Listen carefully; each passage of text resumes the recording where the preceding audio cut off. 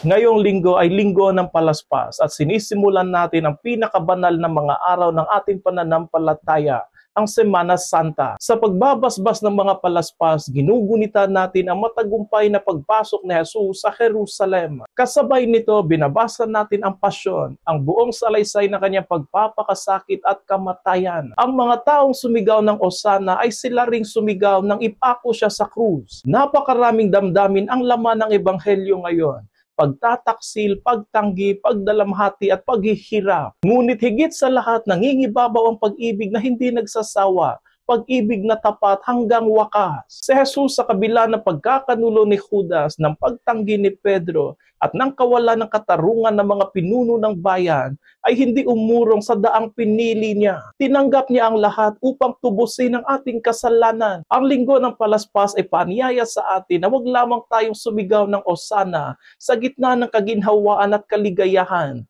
kundi yakapin ang krus ni Kristo sa gitna ng ating mga pagsubok. Ang palaspas ay paalala na tayo ay kabilang sa mga sumalubong kay Jesus, ngunit sana hindi tayo kabilang sa mga tatalikod sa Kanya. Nawa turuan tayo ng Panginoon na sumama sa Kanya hindi lamang sa pagpasok sa Jerusalem, kundi hanggang sa bundok ng Kalbaryo.